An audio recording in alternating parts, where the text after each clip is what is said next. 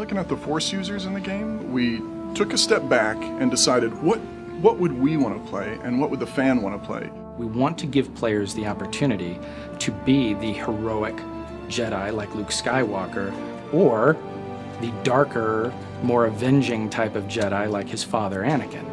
And that's a lot of fun, actually, to create those types of moral choices in the game where players are allowed to express themselves in those terms. The reality is there are so many different types of Jedi. Jedi are not all alike. In Knights of the Old Republic, you were very much, you were an outsider. You were somebody who had lived their life and discovered that they were Force sensitive and then were brought into the Jedi Order on Dantooine. In the Old Republic, where you were a Jedi to begin with, you've always been a Jedi. You're a part of that culture. You were raised according to their codes of honor. You've lived in that mindset all your life. My favorite thing about the look of the Jedi ship is kind of the rounded, sleek, red, almost hot rod look that they've got going. It looks like a very fast ship. But also, if something is there to interfere with your 3D making or anything, it's got to have some big guns to fend that off as well. We felt it was really important that every Jedi in the game has a lightsaber and wields it. You actually see the blades making contact, you see the sparks flying, you get that Star Wars feel of the lightsabers clashing. When two lightsabers collide, or look like they collide, that's all based on the animation. The two animations sync up and we actually spawn an effect off of the lightsaber on that specific frame in the animation to where it looks as if the two sabers are clashing together.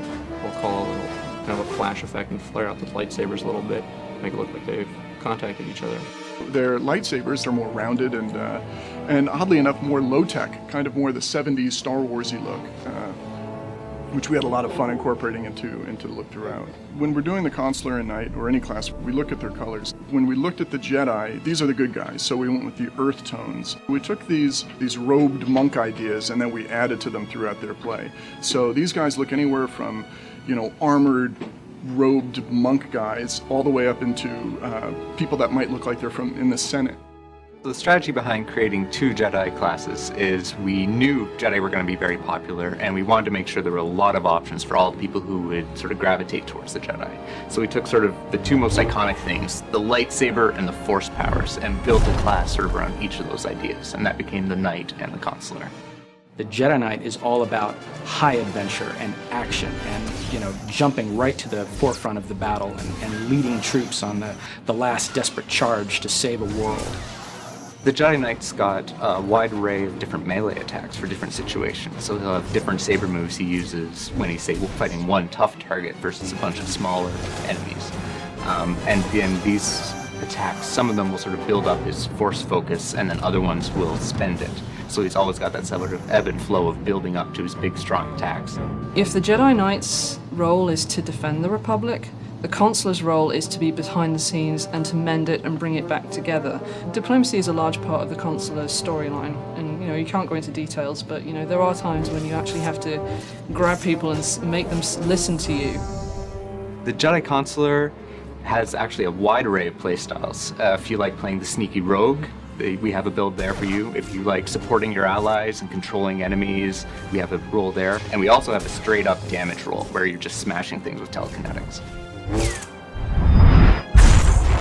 We've actually also built it so that if you do go down the healing route, your companion becomes more powerful as you level up as a healer. I like to have us think of as their powers as being kind of like a clean or focused energy, whereas their effects are going to be kind of like the cooler tones, kind of the greens and blues, and also pretty symmetrical. A lot of the effects, I like to have them look as if they're coming from the character. They're not really making magic between their hands when casting that. You can play through the Jedi Knight and get the great, big, thrilling action-adventure movie and play that all the way through, and then you can turn around and you can start a Jedi Consular character and get an entirely new story, just as exciting, but about all new things.